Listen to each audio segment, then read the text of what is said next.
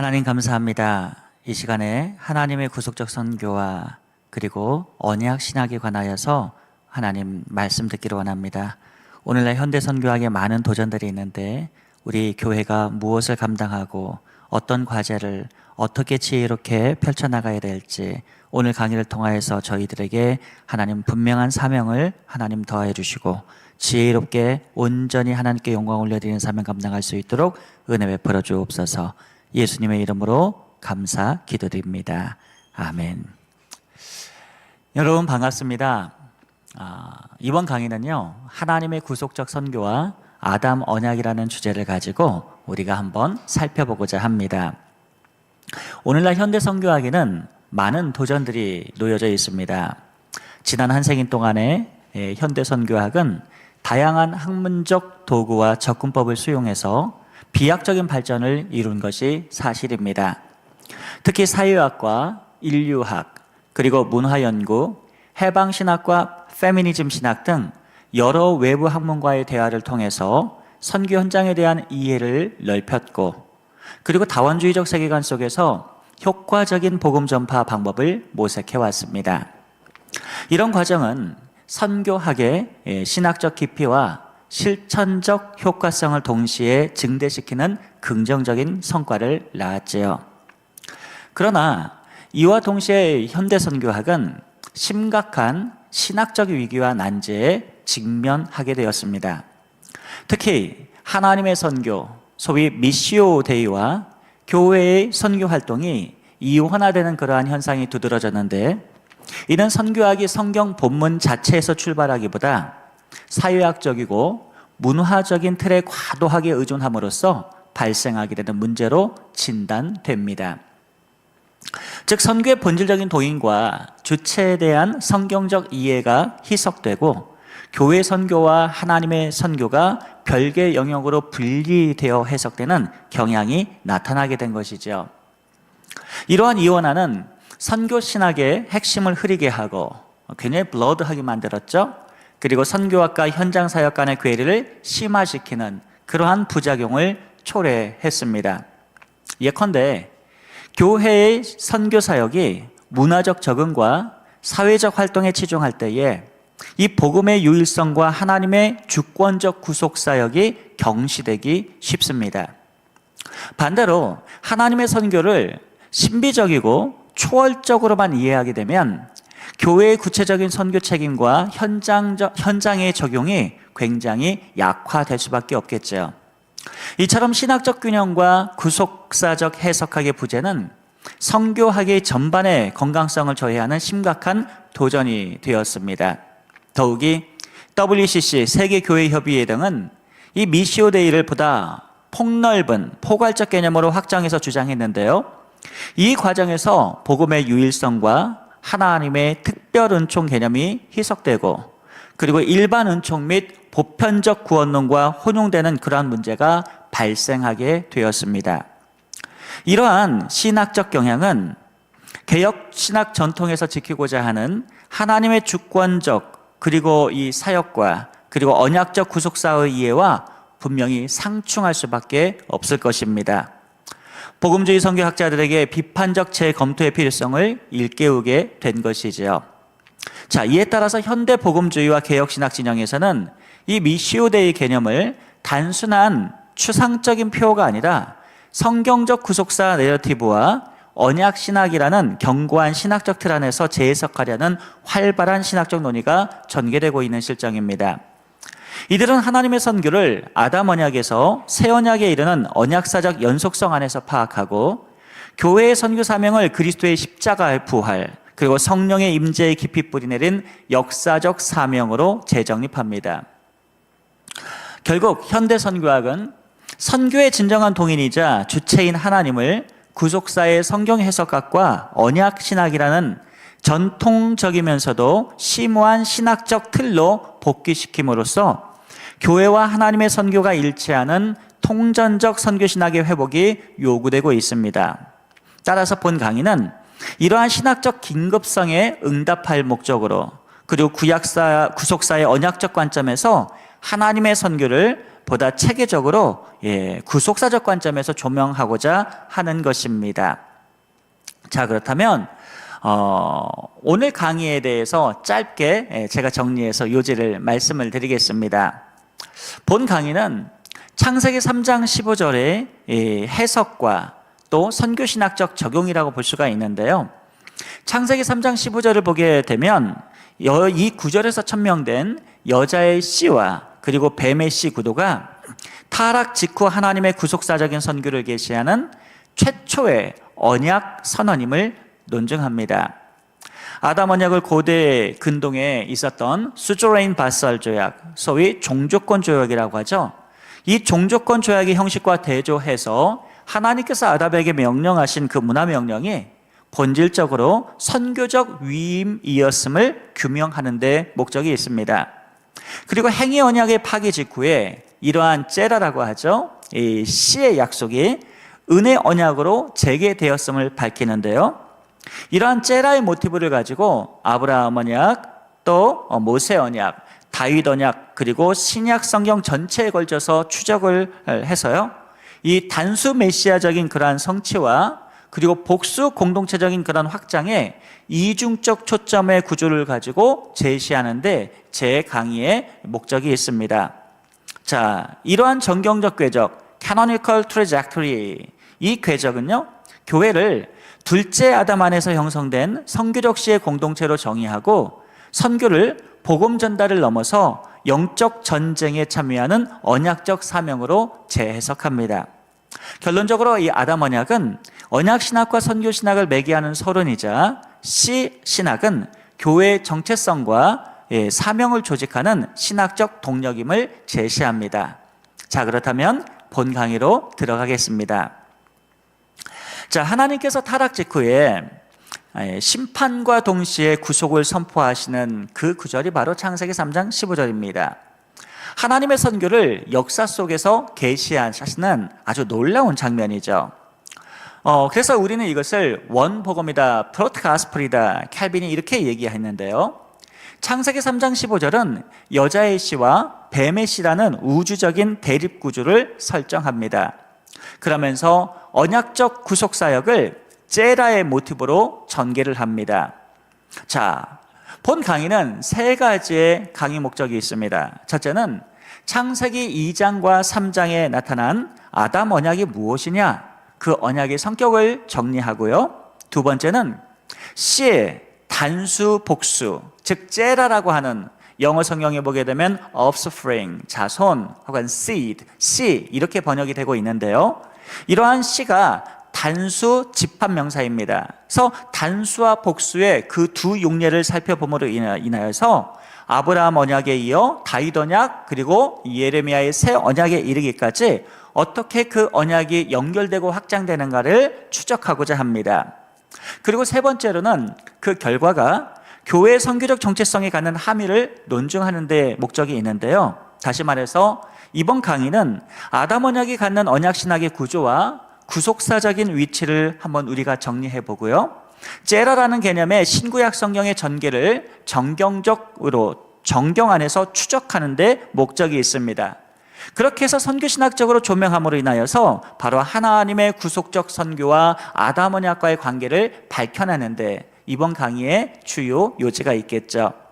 이를 위해서 아담 언약의 언약신학적 타당성과 그리고 구성 요소를 분석한 다음 창세기 3장 15절의 고전과 현대적 해석사를 검토하는 것이 매우 중차대할 것입니다. 따라서 본 강의는 씨의 신학이 어떻게 구속사 전세에서 선교의 동력으로 기능하는가를 분석하고 언약을 기반으로 오늘날 교회가 간직해야 할 선교적 전체성과 사명에 관하여 논의하고자 합니다. 자, 그렇다면 아담 언약의 성립과 언약 신학적 위치에 관하여 한번 살펴보도록 하겠습니다. 자, 아담 언약의 이 신학적 논의를 우리가 첫 번째 살펴봐야 할 텐데요. 성경에 아담 언약이라는 용어는 그 용어 자체로는 등장하지 않습니다. 다만 이 창세기 1장부터 3장, 특별히 창세기 2장 15절부터 17절과 그리고 3장을 우리가 살펴보면은요, 하나님과 아담 사이에는 실질적인 언약 관계가 존재했음이 드러납니다. 그 대표적인 근거가 호세아 6장 7절의 기록인데요. 그들은 아담처럼 언약을 어기고 이렇게 기록되어 있죠. 이 구절은 카아담, 이 카아담을 인명으로 읽을 경우에 아담이 하나님의 언약을 파기했던 그러한 존재였음을 뒷받침하는 그러한 주장이 됩니다. 이 구절은 아담 언약의 암묵적 존재를 뒷받침하는 가장 강렬한 성경적 근거로 간주되는데요. 이 부분에 대해서 많은 학자들이 연구를 했죠. 예를 들어서 더글라스 추어드 WBC에서 주석에서 이 부분을 상당히 자세하게 논의를 했고요.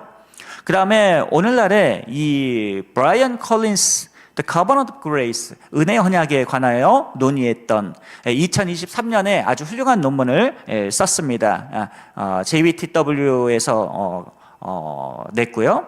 조나단 M. 칙이라고 하는 그런 학자가 있습니다.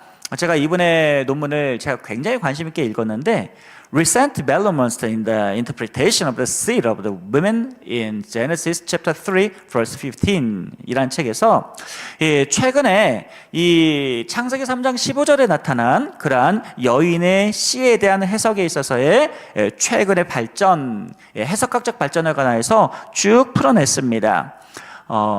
그리고 individual and collective offspring of the women 이렇게 했는데 여인의 그러한 개인적이고 집단적인 그러한 자손에서 이 부분에 대해서 굉장히 이중적 구조를 잘 밝혀낸 그런 학자이기도 합니다. 그 외에도 제이스트 리치, 그 다음에 노아 홀이라는 그런 학자들은 on Ark of the Covenant, 그런 언약의 서사에 대해서 설명을 하고 Christ Last Adam, 그리고 마지막 아담으로서의 그리스도에 대해서 강론하는 것을 우리가 살펴볼 수가 있습니다. 특별히 리차드 캠블이라는 그런 학자는 The Glory of Creation, Adam's Covenant of Works 해서 행위 언약, 아담의 행위 언약과 그리고 창조의 영광이라는 그러한 논의를 2025년도의 논문에서 그의 논문에서 잘 밝혀내고 있습니다. 어찌됐든 메리릭 클라인이라는 그런 학자는 이분도 이 언약 신학에 상당한 관심을 갖고 있는 그런 분이죠. 그의 책 Kingdom Prologue라는 책에서 창세기 2장을 고대 근동의 수조레인 바살 조약, 즉 종주권 조약의 형식과 1대1로 대응을 시켜서 연구를 했습니다. 이를 창조 언약의 완전한 조약 형식으로 규정을 하는데 클라인에 의하면 아담은 언약의 대표자이고요. 하나님의 왕권 아래서 다스리되 명령을 어길 경우 이 아담이 죽음이라는 언약의 이 저주를 감당해야 되는 조건의 구조 속에서 있었다. 이렇게 그가 언급합니다. 자, 클라인은 아담에게 주어진 그런 명령과 축복, 그리고 금지 조항, 그리고 생명에 관한 그런 약속 등을 고대 근동 언약의 문서와 비교하고 분석하는데요. 이를 완전한 언약적 틀로 이해를 했습니다. 예를 들어서 그의 틀을 보게 되면, 프레임워크를 보게 되면 첫 번째는 이 서언이 나타납니다. 야훼 엘로힘으로 자신을 선언하시는 창세기 2장 4절에 나타난 그러한 서언이죠. 그리고 두 번째가 바로 역사적 프롤로그가 나타나는데요. 창세기 1장 1절부터 23절에 묘사된 창조 은혜가 바로 그것입니다. 그리고 세 번째는 규례가 또 나타납니다. 문화명령, 창세기 1장 28절에 문화명령이 나타나고 그리고 선악과를 먹지 말라고 하는 금령이 나타나는데 그것이 창세기 2장 16절부터 17절의 내용입니다. 예를 들어서 창세기 1장 28절은 이렇게 기록하죠. 하나님이 그들에게 복을 주시며 하나님이 그들에게 이르시되 생육하고 번성하여 땅에 충만하라.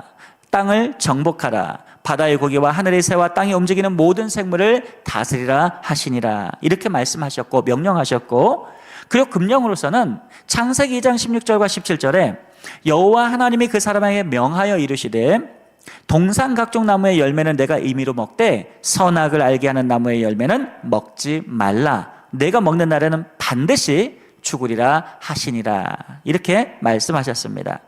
그리고 네 번째 그러한 형식 조약에서는 축복과 저주에 대한 것이 따르는데요. 예를 들어 생명나무를 통해서는 영광과 또 구름으로 창세기 1장 2절에 나타나게 되고 그리고 언약과 안식의 약속이 나타나고 언약이 파기될 경우에는 정령 죽으리라는 저주가 따르게 됩니다. 그리고 다섯 번째 순서로 증인과 봉인이 나타나는데요. 성령의 영광과 구름이 창세기 1장 2절에 나타나고요. 종주권적 서약이라는 증인의 역할을 하게 되는데 나무들은 또 언약적 표징으로 기능을 하게 됩니다. 자, 이러한 구조 아래 아담은 대표성을 지닌 그런 figurehead, 어떤 대표성을 지닌 그런 지도자로서 헤드로 임명이 되는데 그의 순종 여부는 전 인류의 운명을 결정하는 조건적 행위 언약의 대표자로 인식이 되는 것이죠. 그러나 행위 언약이 실패하게 됨으로써 하나님은 바로 그 자리에 창세기 3장 15절에 그 은혜 언약, seed promise를 계시하시게 됩니다. 이는 행위 언약의 요구를 완수하실 바로 둘째 아담, 그리스도에게로 직접적으로 연계가 되는 것이죠. 자, 이 같은 클라인의 분석은 창세기 3장 15절이 선교적 전장의 기점이라는 주장을 뒷받침하는데요. 왜냐하면 아담에게 부여된 이런 왕적이고 제사장적인 그러한 명령, 그리고 문화적 그러한 명령이 곧 창조 질서를 땅끝까지 확장하는 선교적 위험이었기 때문입니다. 그리고 그 실패 후에도 하나님께서는 같은 구조를 언약과 씨 공동체, 즉 여자의 후손 안에서 이어가시기 때문이죠. 따라서 클라인이 제시한 이 창조 언약 패턴은 씨의 공동체가 왜 왕적 통치와 그리고 이 선교적 영적 전쟁을 동시에 수행해야 하는가를 설명하는 명백한 신학적 근거가 됩니다. 자, 두 번째로 우리는 고대 근동 언약과 그리고 이 수즈레인 바살 조약과 언약과의 그 구조를 우리가 한번 좀 비교해 볼 필요가 있을 것입니다. 창세기 1장 3절을 보면은요, 고대 근동의 언약 문서, 이 수즈레인 바살 조약의 그 형식이 비슷한 것을 우리가 알 수가 있는데, 아담과 하나님 사이의 관계에는 고전적인 언약 구조가 내포되어 있음이 확인이 됩니다. 일반적으로 고대 언약에는요, 다음과 같은 요소들이 포함되는데 6가지가 대표적이죠. 첫 번째, 당사자가 명시가 되고요. 그리고 역사적인 서문이 나타나게 되고, 그리고 조건 조항이 나타나게 되고, 네 번째가 축복과 저주가 나타나고, 다섯 번째가 표징, 그리고 마지막 여섯 번째가 보관 및 낭독 조항 등이 나타나게 됩니다. 데니스 맥카르티라고 하는 학자가 이 부분에서 굉장히 연구를 세심하게 했는데요. 살펴보면 고대 근동 조약과의 상관성은 단순한 형식적인 그런 유사성에 그치지 않고 바로 언약의 본질과 기능을 조명하고 있는데요.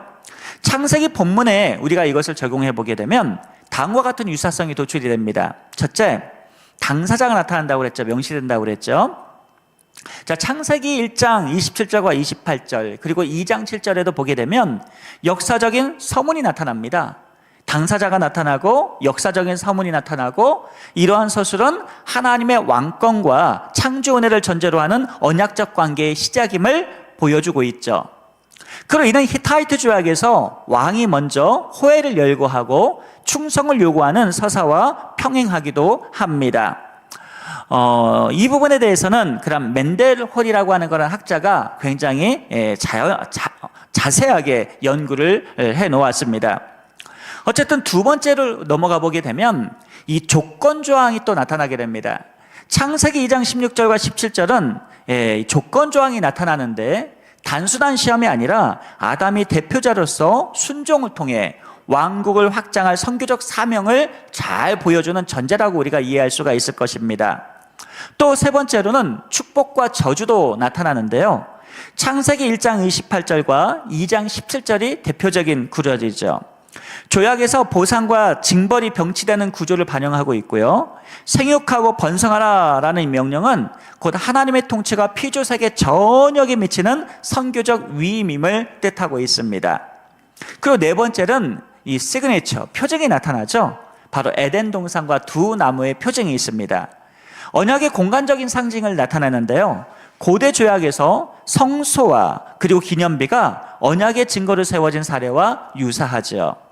이처럼 창세기 1장부터 3장은요, 왕의 은혜, 그리고 충성 요구, 상벌, 표징이라는 그러한 조약 패턴을 바로 이 창세기에도 그대로 언약 가운데로 형식적으로 비슷한 구조로 나타나고 있고요.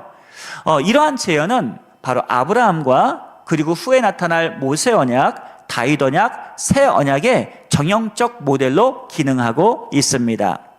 요약해보면 창세기를 보게 되면 이 서원과 당사자가 나타나죠. 창세기 2장 4절에 야훼 엘로힘이라는 당사자가 나타나고, 이러한 성경적 함의는 바로 창조주이시고 왕의 자기 선언이라고 우리가 이해할 수 있을 것입니다. 그리고 두 번째로는 역사적 서문에 있어서도 창세기 1장 1절부터 2장 3절까지 내용이 창조적 서사, 그런 내러티브가 나타나죠. 바로 선교적 의미에서 보게 되면 선행된 왕의 은혜가 호혜가 열거되는 것과 마찬가지입니다. 그 다음에 규례로 넘어가게 되는데, 바로 창세기 1장 28절의 문화명령과 그리고 선악과를 먹게 되면 죽으리라고 하는 창세기 2장 16절과 17절의 금령이 나타나게 되는데, 이러한 규례는 선교적 관점에서 봤을 때에 통치 확장을 위한 위임이기도 합니다. 그 다음에 축복과 저주 사례가 나타나는데, 바로 생명나무와 안식, 그리고 먹게 되면 언약을 파기하게 되면 정령 죽으리라, 반드시 죽으리라 라는 저주가 나타나게 되는데, 이러한 상벌 병치가 결국 이 covenant of works, 바로 행위 언약으로 나타나고 있는데요. 자, 이 행위 언약에 대해서 우리가 좀 더 살펴보도록 하겠습니다.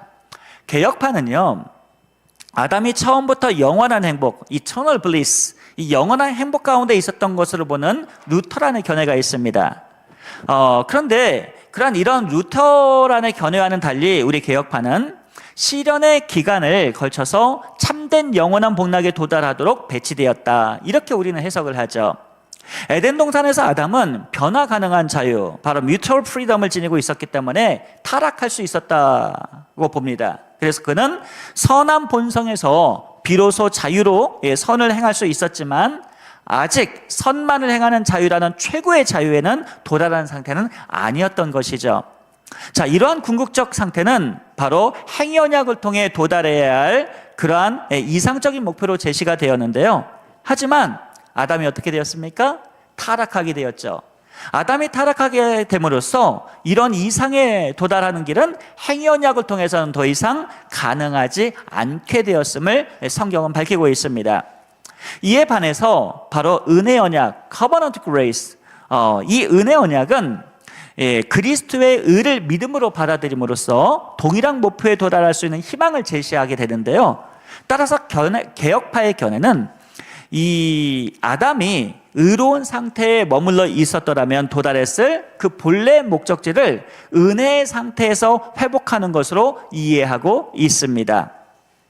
자, 다시 본론으로 들어가서 고대 근동주의학과 창세기 1장부터 3장까지의 대형표를 보게 되면 맨 마지막에 표징과 보관이라는 그러한 항목에서 창세기에서는 에덴 성소와 그 다음에 두 나무를 그러한 시그니처로 표징으로 보여주고 있고, 이것이 갖는 선교적 함의는 바로 언약의 표징과 성소의 보관으로 연결이 됩니다. 자, 이런 패턴은요, 바로 조약 논리를 통해서 문화명령의 선교적 사명을 구조화하고 있는데요. 결국 아담 언약은 창조 질서를 땅끝까지 확장하려는 하나님의 선교적 질서를 제도화한 최초의 언약으로 이해할 수 있습니다. 다시 말해서 아담 언약의 실패에도 불구하고 창세기 3장 15절의 이 아담 언약은 은혜 언약으로서 재창조를 위한 구속적 선교의 전환점이 되는 것이죠. 자, 이런 구조는 아담 언약이 어떻게 인간이 언약적 책임을 질 수 있는가, 이것을 분명하게 드러내고요. 이는 이후에 등장하는 아브라함과 시내산, 다윗, 새 언약과도 매우 유사한 형식을 공유하게 됩니다.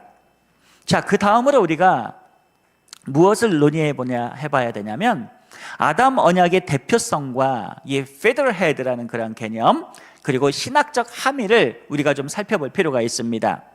자, 언약 신학은요, 창세기 2장부터 3장의 아담을 창조 질서 전체를 대표하는 그러한 figurehead, 대표자로 이해를 하거든요.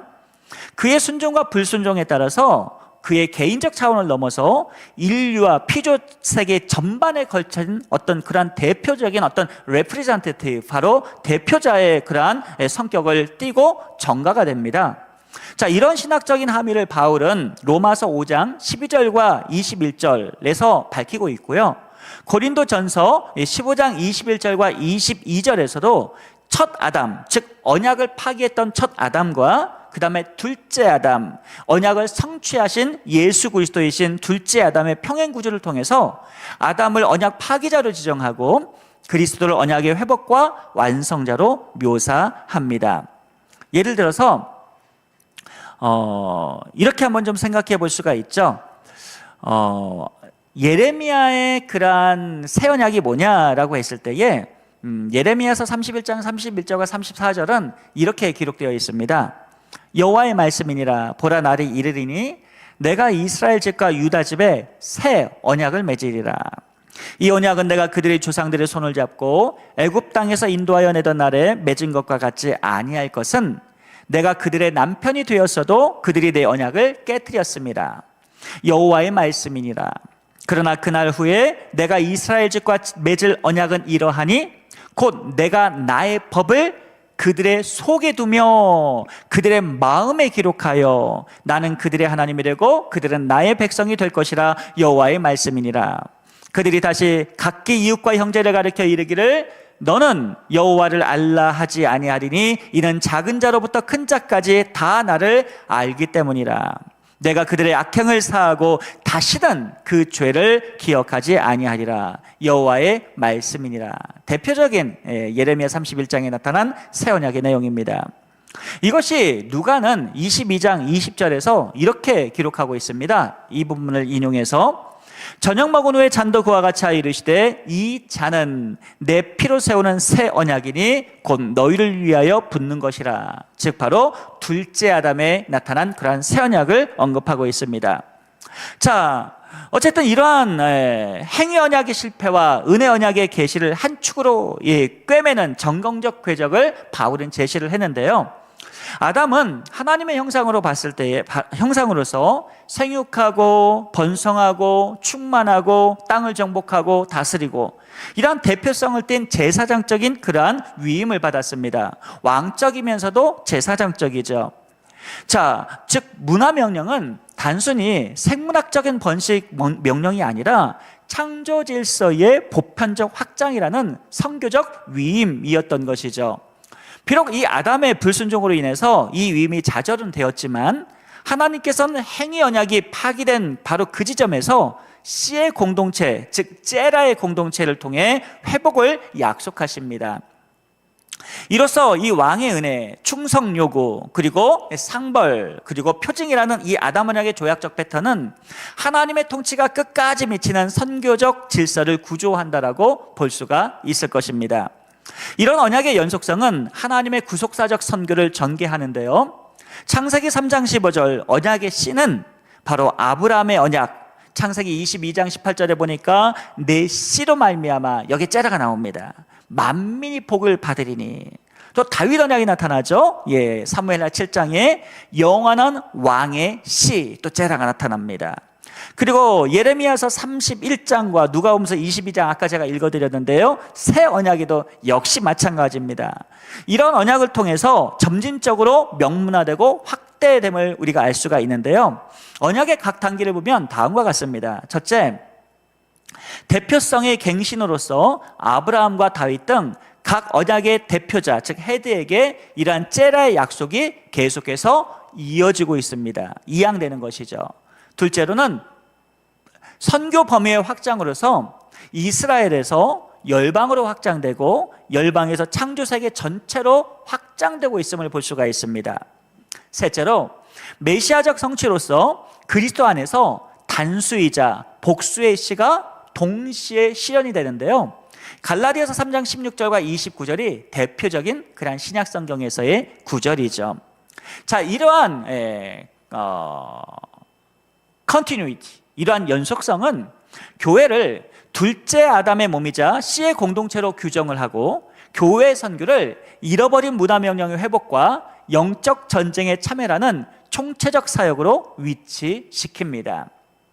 자, 이런 점에서 아담 언약은 구속사의 출발점이 되고요. 그리고 선교신학의 신학적 토대가 됩니다.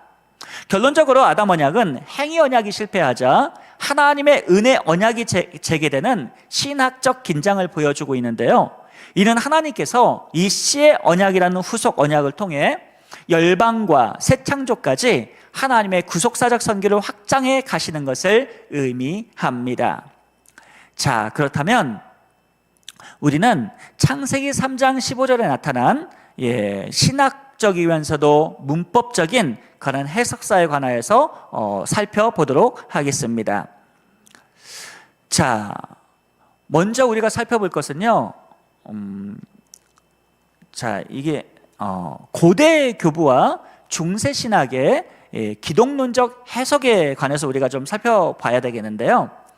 자, 창세기 3장 15절에 대한 가장 이른 교회의 해석이 우리 초대교회에서 우리가 좀 살펴볼 수 있겠죠. 이 제라의 단수 해석인 그 메시아적 그런 기독론으로 초대교회는 이해를 했는데요. 제라를 복수보다 집합명사보다는 단수명사로 이해를 했습니다. 단수명사로 이해했다는 것은 도대체 무슨 의미일까요? 바로 제라를 바로 그리스도로 이해했다는 것이죠. 예를 들어서 대표적으로 2세기에 교부였던 이레니우스는 아드버스스 하라시스 바로 이단 논박이라는 그러한 책에서 여자의 씨를 새 아담 곧 그리스도로 규정을 했고요. 십자가의 사건을 통해서 이 뱀, 즉 사탄의 머리가 짓밟히는 약속이 실현되었다라고 이렇게 단언을 합니다. 그리고 5세기에 성 어거스틴은 데 스비터 데이라고 하는 하나님의 도성이라는 책에서 이 창세기 3장 15절을 복음의 첫 약속으로 명명합니다. 그리고 이를 기독론적 승리의 선언으로 체계화했는데요. 이러한 단수 메시아적인 해석은 이후 중세 라틴 신학에서도 지속되었습니다. 예를 들어서 토마스 아퀴나스가 있습니다. 신학대전 숨마 테올로기테라는 그런 신학대전 3권에서 창세기 3장 15절을 크리스투스 빅토르 바로 그리스도의 승리의 주제에 편입을 시켰는데요. 그리스도의 순환과 그리고 부활이 사탄의 머리를 파쇄한다는 전통적인 해석을 재확인한 것이죠. 자, 그리고 12세기, 13세기에 이르러서 우리가 잘 아는 하이델베르그의 그런 주석이 있습니다. 이 주석 전통은 동일 구절을 바로 구속 역사에서 그리스도가 궁극적 승리자임을 예고하는 예언으로 이해하면서 후손, 즉 뱀의 대조를 배타적인 이원론 구조로 독자들에게 주입시켰습니다.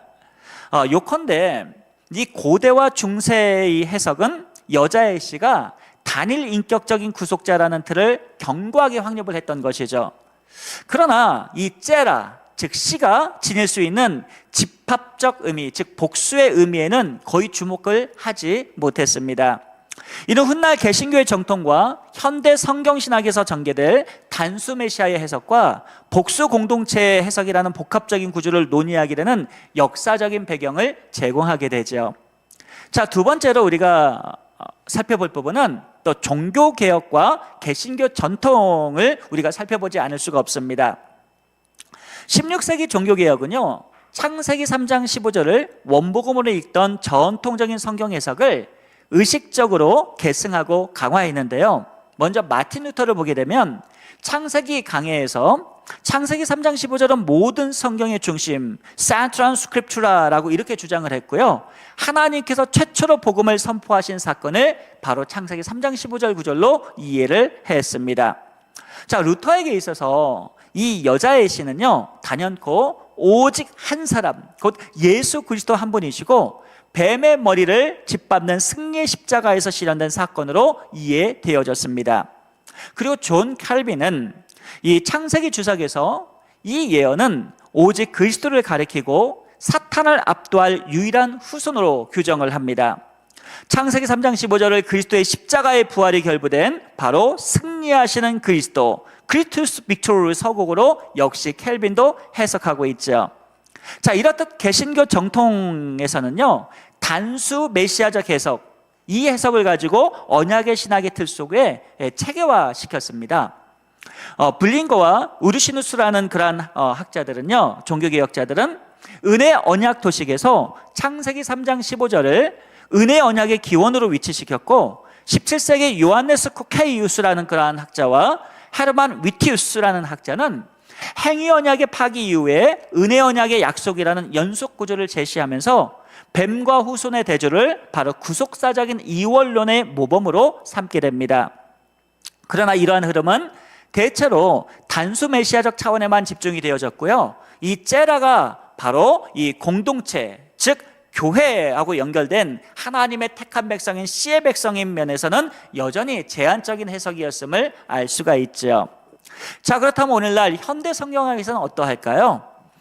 바로 오늘날 현대 성경학에서는 바로 이 단수와 복수의 논쟁과 그리고 이에 대한 정경적 분석을 우리가 좀 더 면밀하게 살펴볼 수가 있는데요.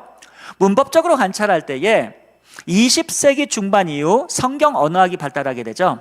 그러면서 이 제라가 불가산 집합명사인 것을 밝혀내게 됩니다. 그러면서 문맥에 따라서 단수도 될 수 있고 복수도 될 수 있다는 이러한 사실을 재조명하게 되었는데요. 예를 들어서 빅터 해밀턴이라는 그러한 성경학자가 신학자가 있습니다. 그는 제라가 사람과 땅, 동물에 모두 적용될 수 있는 유동적 명사임을 강조하면서 창세기 3장 15절의 해석적 다양성을 문법적 차원에서 설명합니다. 예를 들면 동사인 그가 상하게 할 것이다, 히브리어로 후, 예스카라는 그러한 구문을요, 남성 단수의 형태이지만 히브리어 집합적 단수 동사의 규칙상 대표적인 복수를 암시할 여지도 남겨둔 것입니다. 그래서 그가 상하게 할 것이다 혹은 그들이 상하게 할 것이다, 이 두 가지로 해석을 하게 되는데요. 정경의 통사적 연구는 이 제라, 즉 후손의 단일적이면서도 집합적 해석이 모두 가능하다라는 것이 밝혀졌습니다. 자, 문법적 논의를 넘어서 이 콜린스와 알렉산더라는 그의 학자들이 있는데요. 이들은 창세기 22장 17절과 18절, 24장 60절 등 다른 씨의 약속 본문과의 이 통사적 병치를 한번 비교해서 연구를 했는데요. 그 결과 그들은 이 제라라는 이 씨가 한편으로는 3인칭 단수로서 다른 한편으로는 집합적 복수로서 의견이 수렴될 수 있다라는 이중적 초점의 구조가 드러날 수 있다라고 강조합니다. 한마디로 더블 포커싱을 한 것이죠. 자, 고든 웨넴이라는 학자가 있습니다. 이분 또한 이런 통사적 증거를 수용하면서 창세기 3장 15절은 바로 인물, 즉 메시아와 집단, 즉 언약 공동체인 교회의 승리를 동시에 포괄하는 이중적 예언은 다층적 예언이다, 이렇게 평가를 합니다. 하지만 왈트는 문화 인류학적 관점에서 창세기 3장은 인류 전체의 적대적 그러한 서사를 개괄하고 메시아의 기독론적 읽기는 정경 후독의 산물일 수 있다라면서 경계를 합니다. 자, 이게 무슨 말이냐면요, 존 왈트는요, The Lost World of Adam and Eve라는 그러한 책을 썼는데요. 그 아담과 이브의 잃어버린 그러한 세상에서 정경 후독, 즉 정경이란 이 성경을 개변 문서의 발생사보다 최종적으로 확정된 그러한 정경의 통일성 안에서 읽도록 권하는 해석학을 말하는 것이죠. 한마디로 지금 정경으로 채택된 지금의 그러한 문서로 읽자라는 것을 말합니다. 종종 canonical criticism, 정경적 비평으로 불리기도 하는데요. 역사 비평이 전승의 기원에 초점을 맞추는 데 비해서 정경 후독은 완성된 책의 신학적 메시지를 우선하는 그러한 특징을 지니고 있습니다. 자, 정경적 접근 방식의 성경 해석은 구약의 역사적인 부분을 구약 전체 성경의 맥락을 고려해서 미래지향적 의미를 지니는 것으로 해석하는데요. 다시 말해서 본문을 구약 성경 안에서의 문학적 맥락만을 기준으로 해석하는 것이 아니라 정경의 전체적인 그러한 맥락을 염두하고 해당 구절을 해석하자라는 그러한 접근법입니다. 이러한 접근법은 연관 과정에서 인간 저자에게 의도적으로 숨겨진 그러한 하나님의, 즉 오리지널 오서의 그러한 의미, 그러한 의미가 아니라 오히려 하나님의 구속 계획이 전개됨에 따라서 본문 자체가 더 깊은 의미를 갖게 되는 잠재적 의미에 더 보다 중점을 두었다, 이렇게 우리가 해석할 수 있을 것입니다. 자, 아무튼 이 클린스와 또 슈미트라는 학자는요, 최근 본문 비평사 연구를 통해서 쿰란의 넷째 동굴 문서의 그 문서와 탈금 위경과 조나단 문서, 그 다음에 탈금 수도 조나단 문서 등 이러한 문서 등을 통해서 유대적 해석의 전통도 이미 바로 메시아 단수와 씨의 공동체에 있는 복합적 그러한 기능성을 두 가지 해석의 가능성을 다 내포했다라고 주장하면서 언급을 하는데요. 결과적으로 현대 해석학적인 논의는 단수 메시아와 복수 공동체의 의미를 상호 배타적으로 이해하는 것이 아니라 단수냐 복수냐 이렇게 하나만 결정하는 것이 아니라 서로 상호 보완적으로 해석하는 경향으로 추세가 기울고 있다는 것을 우리는 살필 수가 있을 것입니다. 자, 그 다음에요, 우리는 정경 통합 해석과 선교 신학적 전환이라는 그러한 주제에 대해서 우리가 한번 살펴보도록 하겠습니다. 최근에 이 창세기 3장 15절을 보게 되면 이 연구를 견인하는 학자는 주로 이제 미국 복음주의 학회 JTS라고 우리가 부르는데, 이 복음주의 학회에 활동하는 조나단 칙이라는 그런 학자가 있습니다. 칙은요, 자신의 대표적인 두 편의 논문을 통해서 전통적으로 분리되어 논의되었던 메시아적 단수 해석과 공동체적 그 집단적 복수 해석을 canonical trajectory라는 용어를 써서, 정경적 궤적이라는 그런 용어를 써서 통합을 시도합니다. 제가 이번에 논문을 읽으면서 굉장히 많은 그러한 감명을 받았는데요.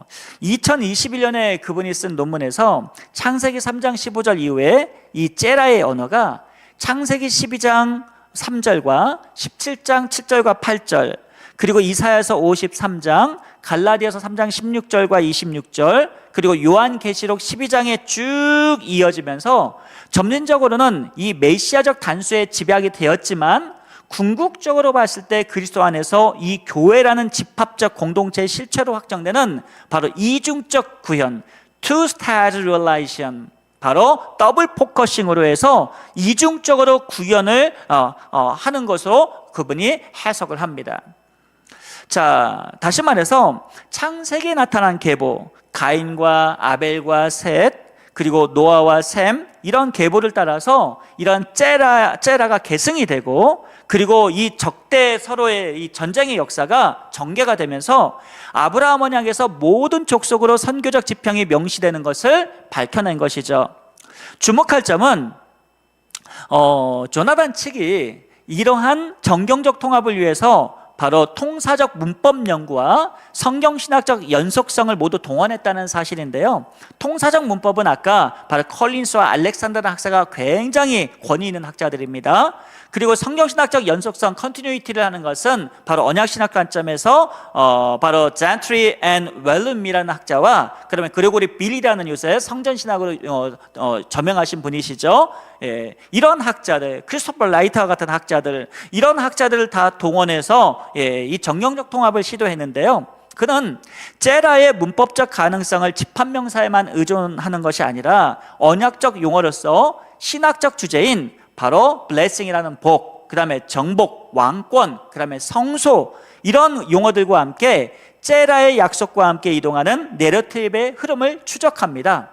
그렇게 함으로써 메시아와 공동체의 연속성이 단순한 연결이 아니라 본문 자체의 구조적인 요청임을 증명을 해냈죠. 자, 이로써 창세기 3장 15절은 개인적인 승리의 예언일 뿐만 아니라 그것을 더 뛰어넘어서 언약 공동체의 선교적 정체성을 규정하는 그런 근원적 서약으로 재해석했던 것입니다. 자, 이러한 조나단 측의 해석은 창세기 3장 15절의 본질을 메시아적 예언에서 바로 미션 차터, 선교의 선언문으로 격상을 시키고 있는데요. 이러한 그의 병합적 해석은 다음과 같은 이유에서 비롯됩니다. 첫 번째로, 이 본문은 심판과 동시에 은혜를 선포한다, 이렇게 얘기를 해요. 그렇게 함으로써 하나님의 구속사적인 선교가 타락 직후에 즉각적으로 계시되었다는 것을 보여주고요. 그리고 둘째는 바로 제라는 단수로서 그리스도의 구원 성취를 포함하지만 동시에 복수로서 그리스도 안에 있는 자들, 즉 갈라디아서 3장 29절에 나타난 그러한 말씀처럼 공동체적인 그러한 지시, 바로 교회를 향한 것임을 내포시킵니다. 자, 이 같은 공동체는 요한계시록 12장에 묘사된 것처럼 뱀과 그 후손과의 영적 전쟁에 능동적으로 참여하는 미션 프론트, 미션 배틀필드, 바로 선교적 전선이기도 하죠. 그리고 셋째로 교회는 단순히 그리스도의 승리를 증언하는 수동적 기관일 뿐만 아니라 그것을 더 넘어서 씨의 갈등 구조를 현현하고 확장하는 선교적 행위자가 된다는 것을 논증합니다. 종합적으로 봤을 때 이러한 조나단 측의 작업은 창세기 3장 15절을 그리스도의 승리적 선언과 교회의 선교적 소명이라는 이중적 초점으로 조명하고 있죠. 더 나아가서 측은 이 구절을 장차 전개될 모든 언약과 선교적 패러다임을 설명하는 서사적 모태로 자리매김시킵니다.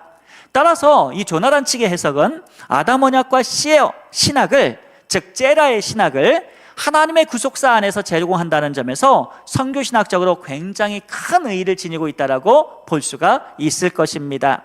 자, 그러면요, 이제 우리는 이 씨의 신학, 구속사가 전개가 되고 그리고 구속사 안에서 선교신학적으로 어떤 구조를 띠고 있는가에 대해서 더 면밀하게 살펴봐야 되겠죠. 자, 그렇다면 첫 번째로 창세기 3장 15절에 나타난 그러한 제라의 정경적 흐름에 관하여서 더 깊게 우리가 살펴보도록 하겠습니다. 자, 여자의 후손이라는 단어는 히브리어 바로 제라, 불가산 집합명사로 사용이 되었는데요, 이 단어는 이후에 족장의 역사와 예언서, 신약성경의 서신서에 이르기까지 언약적 계승과 그리고 구속적 약속, 그리고 공동체를 세우는 신학적 주제로 자리매김됩니다. 고든 웨넴은 이를 성경의 구속적 내러티브의 혈관에 비유하면서 제라 모티브가 창조와 타락 이후에 하나님께서 회복해 나가시는 구속사의 드라마를 바로 혈류처럼 흐르게 한다라고 이렇게 설명을 합니다. 자, 정경의 첫 전개는 우리가 창세기 4장에서 보이죠. 가인과 아벨의 갈등에서부터 또 시작이 됩니다. 여기서 씨의 적대는 실제 역사 속에서 폭력으로 가시화되었고요, 하나님의 구속 언약이 단일 가계인 셋의 가문으로 세분화가 됩니다. 그리고 창세기 6장과 9절로 넘어가게 되면 이후 노아의 가정이 나타나게 되고 노아 이후에 셈의 그러한 족장이 또 나타나게 되죠. 이러한 노아와 셈의 단락은 씨의 계승을 노아의 의라는 의로운 의존성의 패턴과 연결이 되는데요, 폭력과 교만을 앞세웠던 그러한 뱀의 씨, 창세기 6장과 11장 등등에 나타나는 그러한 이 뱀의 그러한 후손들과 대조를 이루게 됩니다. 자, 이 부분에 대해서 크리스토퍼 라이트는요, 이러한 계보적 진행을 하나님께서 언약 백성을 통해 열방을 구원하실 목적으로 직선적으로 나아가는 그런 선교적 궤도다, 미셔널 트래젝토리다, 이렇게 규정을 합니다. 이처럼 제라라는 모티브는 창세기 내에서 이미 혈통과 신앙 그리고 사명을 교차시키는 언약 공동체의 선교적 서사로 기능함을 알 수가 있습니다. 자, 다음으로 우리가 이러한 창세기 3장 15절의 아담 언약이 아브라함 언약으로 넘어가게 됐죠. 이 아브라함의 언약에 보게 되면 이런 제라의 개념이 보다 확대됩니다. 창세기 12장 1절과 3절에서 보게 되면 하나님께서 내가 너로 큰 민족을 이루고, 아브라함은 이렇게 말씀하십니다. 그리고 땅의 모든 족속이 너로 말미암아 복을 얻을 것이리라, 이렇게 약속하십니다. 제라의 모티브를 선교적 관점에서 복의 구조로 이렇게 결박을 시키는데요, 창세기 22장 17절과 18절로 가보게 되면 이러한 하나님의 언약을 재차 강조하면서 강화하면서 제라가 대적의 성문을 차지할 군사적 승리를 상징하고요, 그리고 만민을 향한 복의 통로라는 선교적 차원에서의 복합적 기능을 동시에 드러내고 있습니다. 자, 주목할 점은 이 제라가 문법적으로 단수임에도 불구하고 집합적 복수의 의미를 함축하고 있다는 것이죠. 그렇게 함으로써 단수와 복수의 병행적인 이중적인 그러한 시야, 바로 더블 포커싱을 열어준다는 데 큰 놀라움이 있습니다. 자, 신약 성경으로 넘어가 보게 되면 이 부분을 가리켜서 바울이 해석을 했어요. 갈라디아서 3장 16절에서 제라가 언약의 단수로서 그리스도로 규정이 됩니다. 그리고 메시아적 언약 성취를 확정한 이후에 분명히 이 16절에서는 단수를 받았는데요, 29절에 가보게 되니까 그리스도 안에 있는 자로서 이 아브라함의 째라에 속하는 복수 집합 명사로 사용하게 됩니다. 이제 공동체로 받았죠? 단수가 어떻게 된 겁니까? 바로 복수 집합 명사가 된 것입니다. 자, 이 부분을 계피는요, 그리스도의 중심의 단일성 안에서 완성된 씨, 이 씨가 교회라는 집합적 실체로 새롭게 구성되는 보편화의 과정으로 평가를 하는데요, 따라서 아브라함의 언약은 째라의 메시아적 단수와 그리고 교회 공동체라는 이 복수 공동체 사이를 매개하는 선교적 관문이 되고, 교회를 바로 복의 통로, 바로 선교적 통로, 그리고 미셔널 컨듀잇, 그러한 선교적 그러한 복의 통로로 지정하게 되는 것을 우리는 발견하게 됩니다. 자, 이런 구조를 월트카이저는 선교적 선택과 위임의 이중적 포맷이라고 분석을 하면서 복을 받는다와 복이 된다라는 대립, 즉 패시브, 수동적으로 복을 받는다라는 것, 그리고 복이 된다라는 인스트루먼트라는 복이 된다라는 대립이 바로 언약적 선교 패러다임이라는 문법적 근거가 된다라고 논증을 합니다. 쉽게 말해서 결과적으로 봤을 때에 이 째라의 신학은요, 민족적 혈통을 초월하고 열방을 향한 하나님의 구속적 선교를 조직하는 핵심적 축이 된다는 것을 말씀드릴 수 있겠습니다. 자, 다음으로 넘어가서 우리는 다윗 언약을 좀 잠깐 살펴보겠습니다. 다윗 언약으로 넘어가게 되면 메시아적인 어떤 씨의, 즉 째라의 그런 우주적인 확대로 나타나게 되거든요.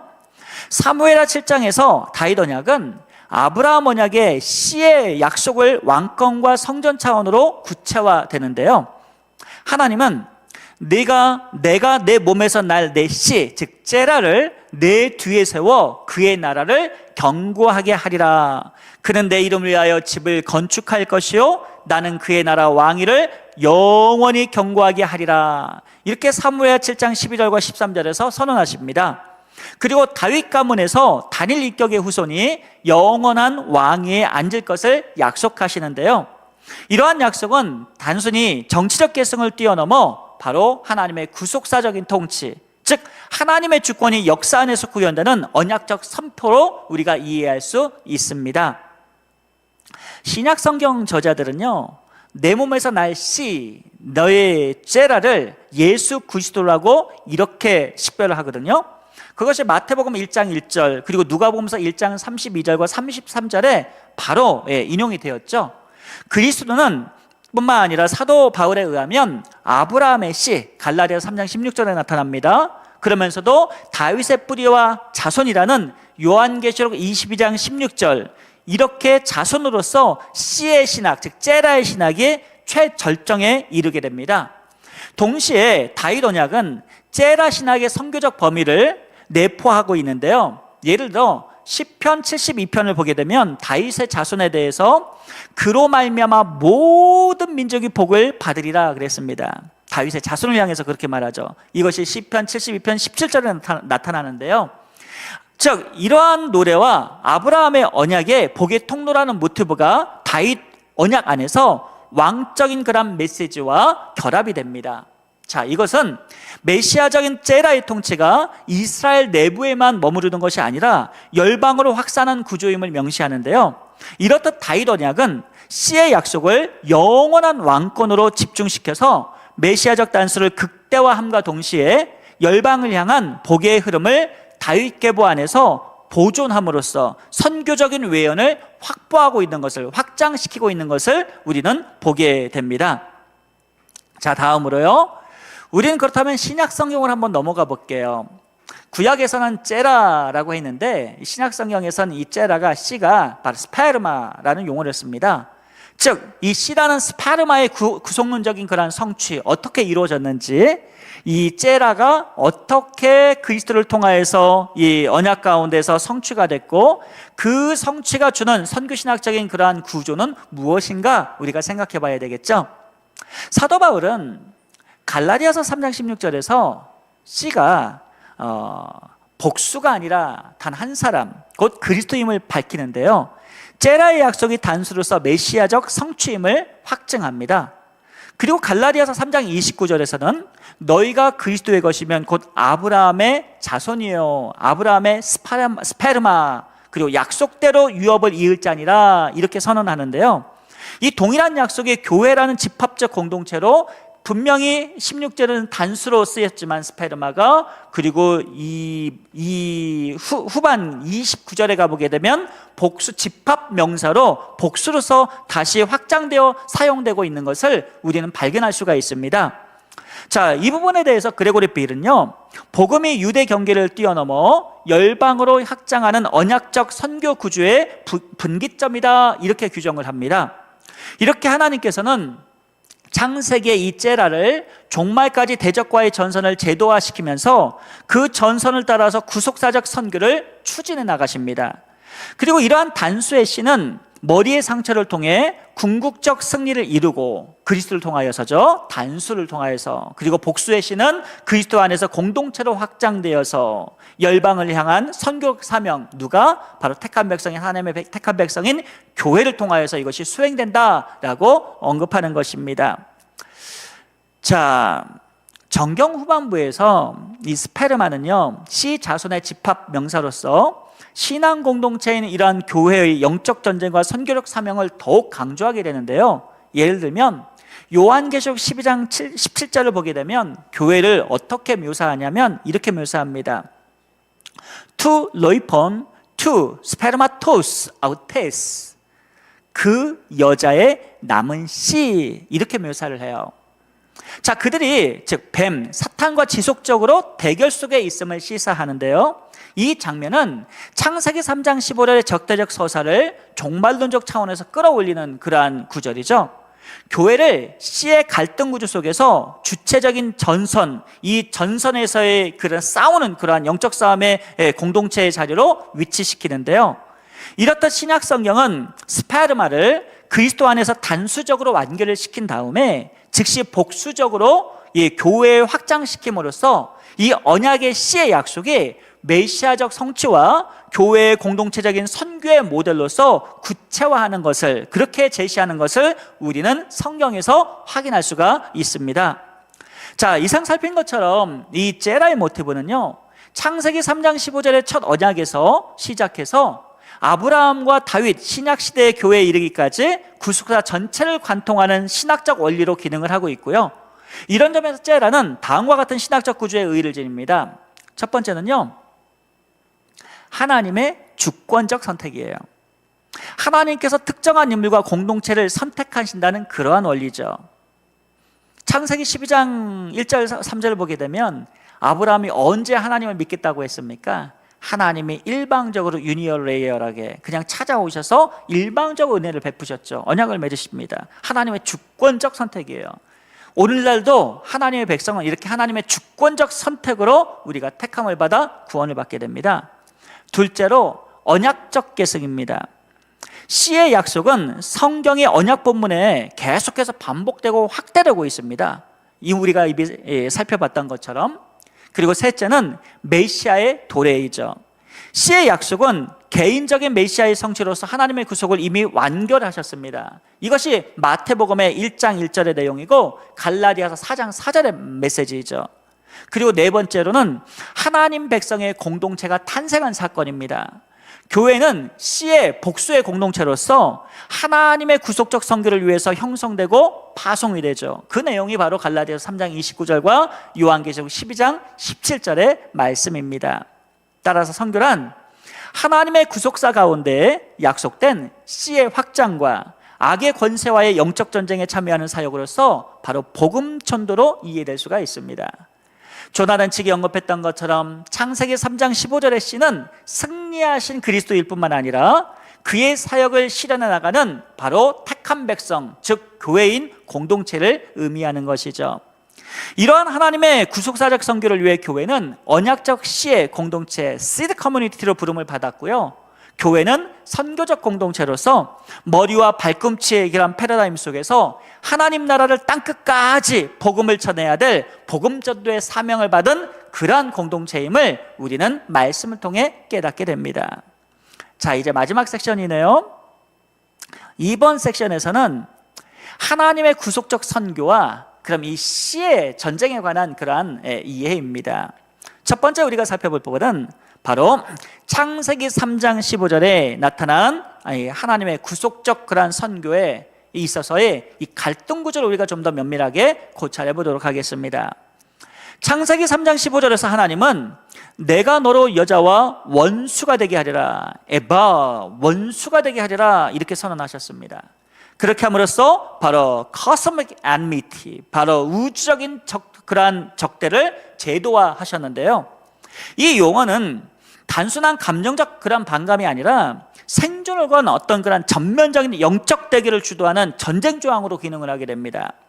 조나단 측은 이 본문을 가리켜서 성경 전체의 구속사와 선교의 방향성을 결정짓는 바로 자네스 클라우스, 바로 창세기의 문이다 이렇게 규정합니다. 그 핵심을 하나님의 백성과 사탄의 후손 사이에 지속적이면서도 단번에 끝나지 않습니다. 지속적으로 종말론적인 그러한 갈등으로 요약을 하는데요.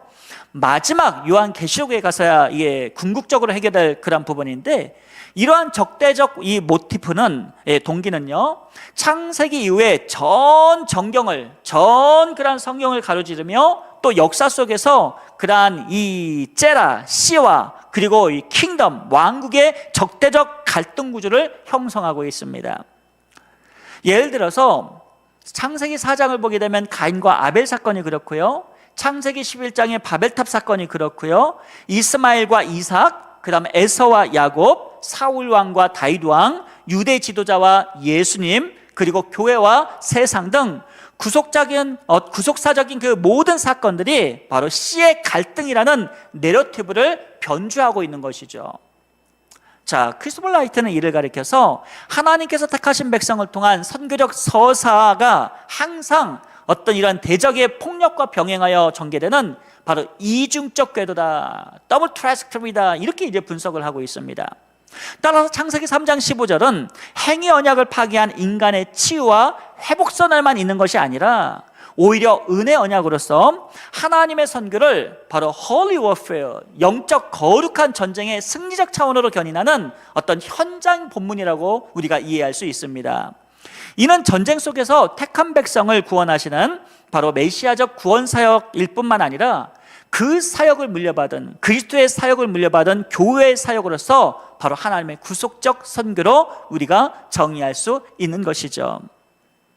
자, 두 번째 우리가 논의해 볼 부분은, 그렇다면 여자의 후손, 즉 여자의 제라와 뱀의 제라 간의 대립 구도가 무엇이냐라는 것이죠. 이거 바로 영적 전쟁의 현실입니다. 신약 성경은요, 창세기 3장 15절 적대 구도를 언약적 정체성 분리로 재확인하는데요, 예수님은 요한복음 8장 44절에서 이렇게 말씀하셨습니다.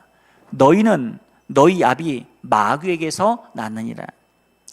자, 불신하는 유대의 지도자들을 뱀의 후손으로 명명하신 사건인데요, 이러한 선언은 도덕적 비난을 넘어서 씨의 갈등 신학을 배경으로 한 언약적 대립 구도를 선명하게 보여주는 그러한 사건입니다.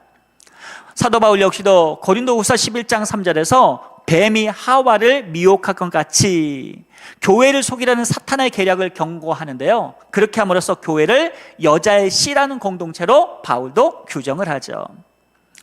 요한 서신을 보게 되면요, 이 대립을 윤리와 영성적 차원까지 더욱 확장시켜 이끌어냅니다.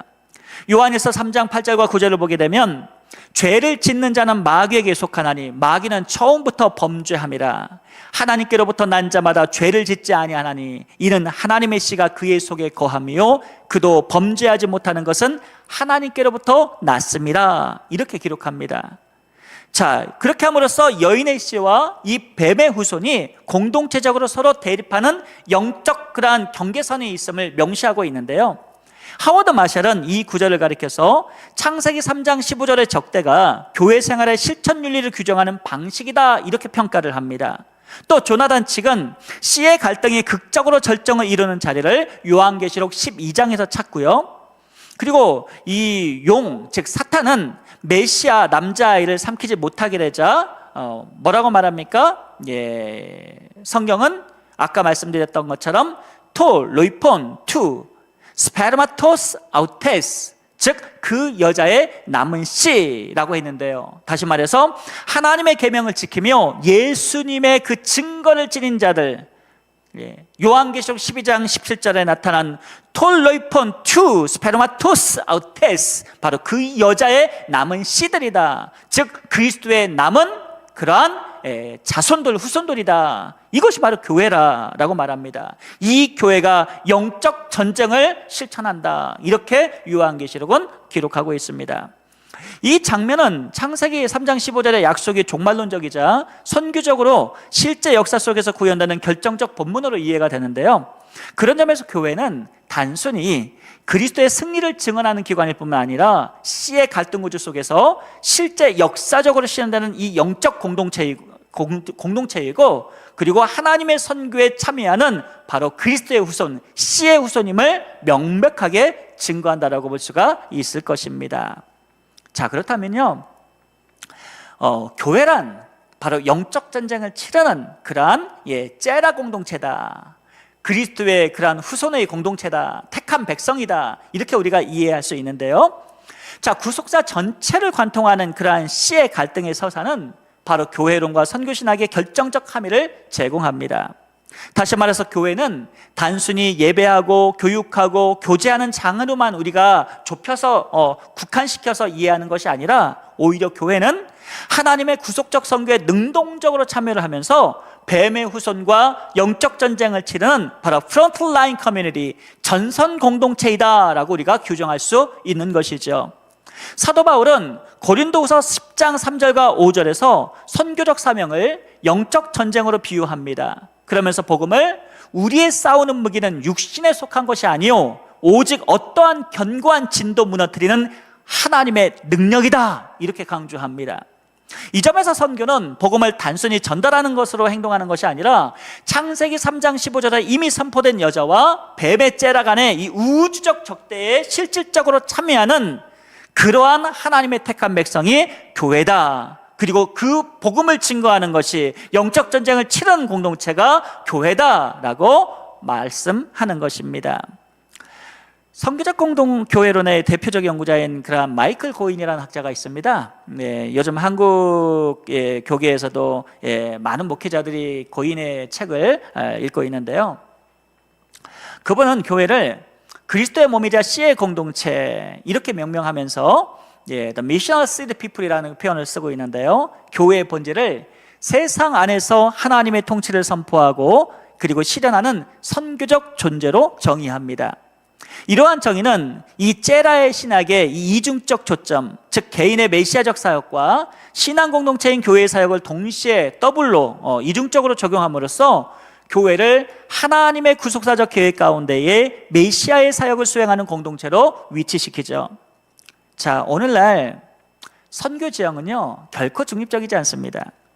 무신론적인 세계, 또 세속주의, 종교적인 극단주의, 문화적인 상대 렐러티비즘, 컬처럴 렐러티비즘, 여전히 뱀의 후손으로 많은 부분에서 기능을 합니다. 이러한 모든 것들이 여자의 씨 공동체, 바로 그리스도의 째라와 대립을 하고 있습니다. 중동, 북아프리카, 중국, 북한 등지의 이슬람권, 공산권, 박해받는 교회. 자, 요한계시록 12장에서 묘사된 그런 영적 전쟁을 우리 교회가 오늘날 실질적으로 체험하고 있죠. 한국 사회에서도 이 동성애부터 해서 성소수자에 대한 그러한 인권을 이렇게 주장하면서 기독교의 근본적인 그러한 가르침, 진리의 부분에 있어서 많은 부분들이 역행하는 부분들에 대해서 우리 교회가 지켜나가야 될 것들이 너무나도 많이 있습니다. 한국에서도 보게 되면 군선교, 미전도 종족사역, 도시 빈민운동 역시도 이러한 씨의 확장과 이를 저지하려는 세력 간의 이 충돌이 있고요. 그 충돌 속에서 선교사역이 어렵게 수행되고 있는 상황입니다. 그런 점에서 선교사는 언약 가운데 씨의 전쟁에 참여하는 그 하나님의 부르심을 받은 복음전도로 자로 이해할 수 있고요. 그리고 이 복음전도의 사역, 하나님의 그러한 거룩한 총체적 사역에 바로 우리 째라의 공동체인 하나님의 백성이, 그리스도의 백성이 부름을 받았다는 것을 우리가 이해해야 합니다. 따라서 씨의 갈등이 주는 신학적인 의의는 본질적으로 영적 전장에서 죄와 악으로부터 택한 백성을 구원하시는 하나님의 승리와 구원으로 이해해야 할 것입니다. 자, 이제 결론입니다. 우리가 지금까지 살핀 것처럼 제 강의는 창세기 3장 15절을 중심으로 아담 언약의 구속사적 위치와 선교신학적 함의를 통전적으로 고찰을 했습니다. 아담 언약은 행위 언약이 파기된 다음에 단순히 제시된 윤리적 경고가 아니라 하나님의 선교가 역사 속에서 시작된 최초의 선언이었음을 보았죠. 하나님께서는 죄에 빠진 인간을 심판함과 동시에 구속과 회복의 약속을 선포하셨고, 이 약속은 시라는 개념을 통해서 성경 전체를 관통하는 구속사적 선교 구조로 발전했습니다. 첫째, 아담 언약은 언약 신학의 기초로서 구속사의 기원을 형성할 뿐만 아니라 창조 타락 회복이라는 서사적 구조에서 하나님의 주권적 통치와 그의 백성이 형성되는 틀을 제시했습니다. 행위 언약으로서 아담 언약은 아담이 언약적 대표자가 되고 그의 불순종은 언약이 파기되는 실자가 되었는데요. 그러나 하나님께서는 행위 언약이 파기된 바로 그 지점에서 곧바로 새로운 구속 언약의 실을 약속하심으로써 하나님의 선교적 통치를 계시하셨습니다. 둘째로요, 창세기 3장 15절은 단수 집합 명사로서 째라가 단수 메시아적 예언일 뿐만 아니라 복수 공동체적 의미를 동시에 포함하는 이중적 선언, 즉 다중적 선언임을 확인했는데요. 조나단 측의 연구를 통해 이 구절은 예수 그리스도라는 승리자인 째라와 그분 안에 있는 공동체, 즉 교회의 지속적인 그러한 영적 전쟁에 참여하는 이중적 해석의 가능성을 보여주었습니다. 이는 선교가 단지 개인 구원의 전달만이 아니라 씨의 공동체로서 교회가 역사 속에서 하나님의 구속사에 참여하는 존재임을 뜻하고요. 마지막 세 번째로 째라의 신학은 창세기부터 또 요한계시록까지 성경 전체에서 구속사의 주제적 실마리를 제공하는 것을 보았습니다. 그것은 아브라함 언약, 다윗 언약, 새 언약에 이르기까지 하나님 선교의 본질적 동력으로 작용했고요.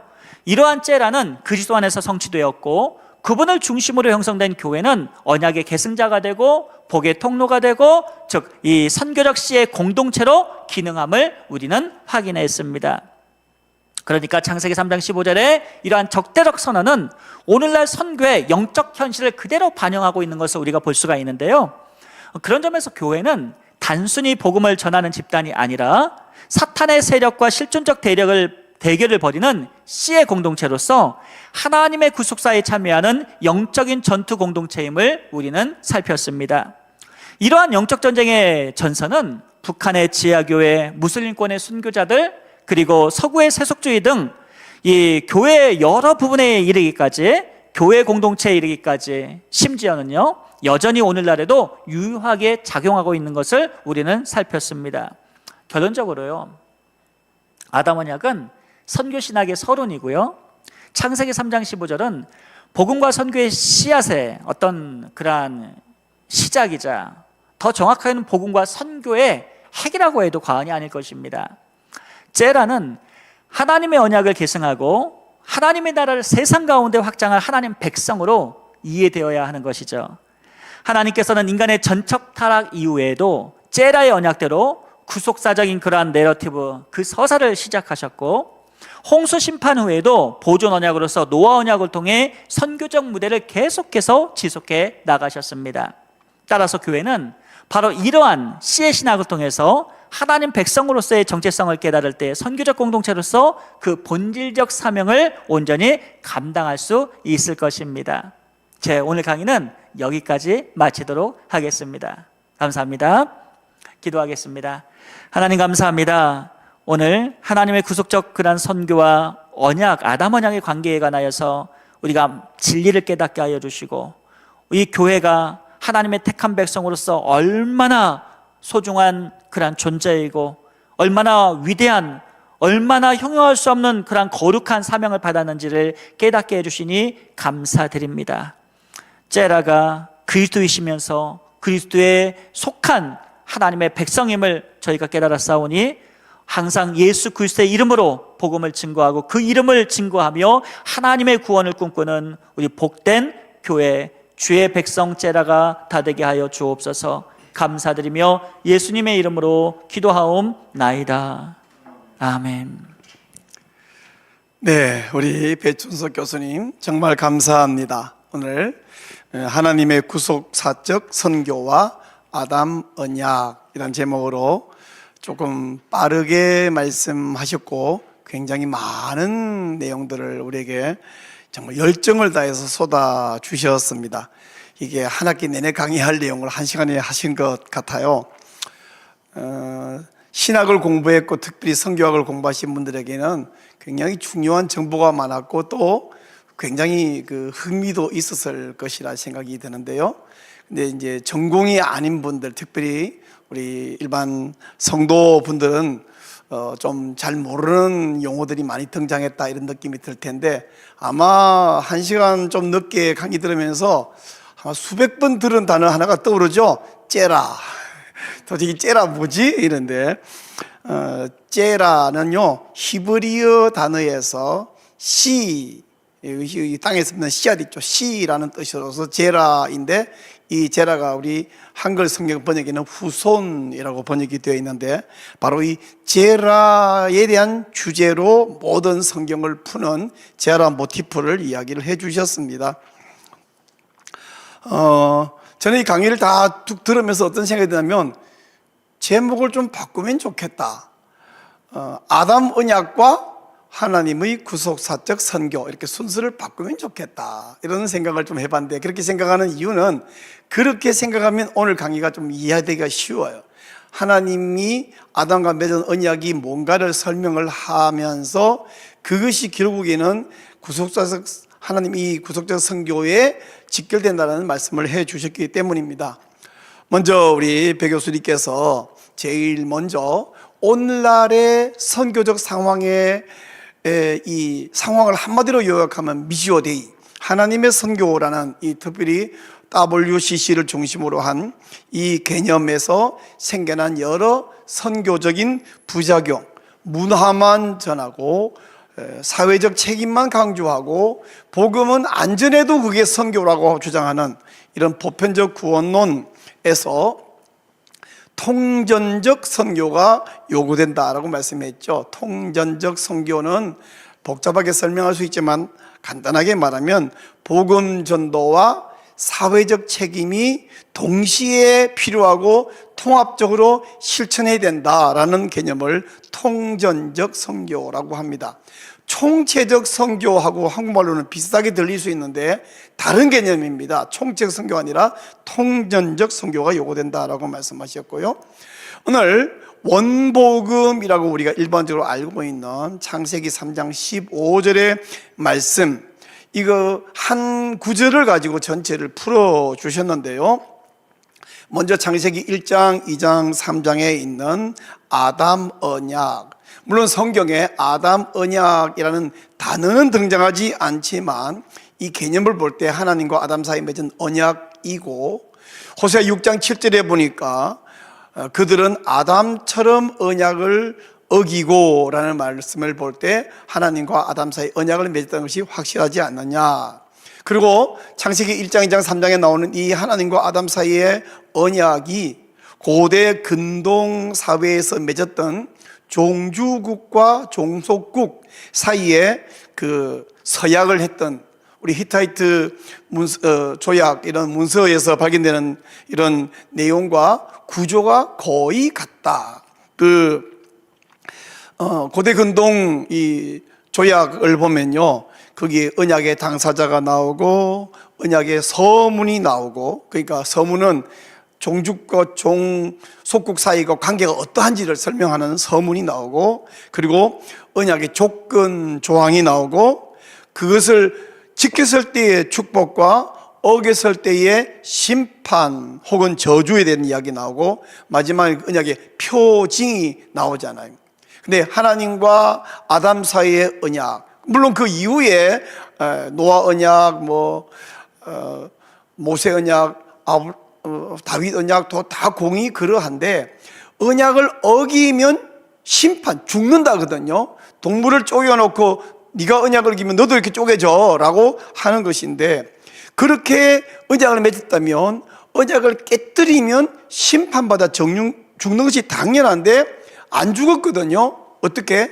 하나님의 은혜로 말미암아 그 언약을 깨뜨렸는데 다른 존재가 등장해서 그 언약을 성취해 주었어요. 그게 뭐냐면 바로 메시아입니다. 바로 창세기 3장 15절이 이래서 중요한 거죠.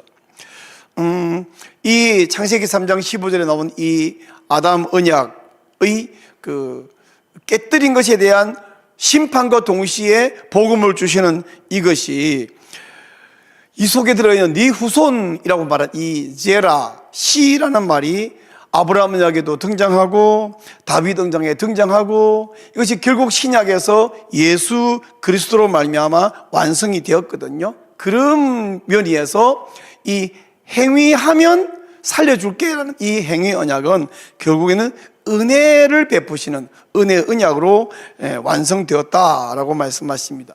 자, 그러면 창세기 3장 15절에 나오는 이 제라를 중심으로 한 이 말씀이 어떻게 선교의 의미로 확장이 되었는가 할 때에 제라라는 이 히브리어 단어는 단수 3인칭 명사로 되어 있는데 이 단어를 고대 교부들이 뭐 이레니오스나 어거스티나 등등이 해석한 해석 설명과 종교개혁 시대의 루터나 칼빈 등의 이 종교개혁자들의 설명과 현대 성경학자들의 설명을 쭉 열거하면서 이 말을 요약하면 뭐냐면 제라라는 단어는 단수로도 해석할 수 있지만 동시에 복수로도 해석할 수 있다.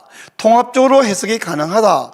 이중적인 초점 구조를 발견했다라는 것입니다. 그래서 네 후손이 그들의 발꿈치 상하게 할 것이다. 이것을 그가라고도 해석했지만 그들이라고 해석할 수 있다는 거예요. 3인칭 단수와 동시에 집합적인 복수로 해석한다면 이 3인칭 단수는 메시아를 말하고 집합적 복수는 바로 메시아의 후손들인 교회를 말한다라고 이야기했습니다. 즉 여자의 씨는 그리스도 안에 있는 교회를 말한다. 우리 요한계시록 21장 17절에 보면 그 여자의 남은 씨 혹은 남은 후손이라는 표현이 나오죠. 그래서 즉 복음 전하는 공동체, 선교적 공동체를 말하고 뱀의 후손이라고 말할 때 뱀의 씨는 사탄과 그의 세력을 이야기한다. 우리 예수님께서 요한복음 8장 44절에서 유대인들을 향하여 너희 아비 마귀에게서 났으니 라고, 너희 아비 마귀라고, 이 유대인들 지금 예수 그리스도의 메시아 되심을 부정하는 그들은 바로 마귀 후손, 마귀씨라고 이야기했습니다. 자, 이래서 창세기 3장 15절은 원복음이라고 우리가 부르는데 이 원복음의 성취로서 우리 신자들이 예수를 그리스도로 믿는다면 복음 선교를 통해서 뱀의 후손, 뱀의 제라를 밟아야 된다는 것이죠. 그리고 밟아야 된다뿐 아니라 밟을 것이다라고 이미 하나님이 약속도 하셨다는 것이죠.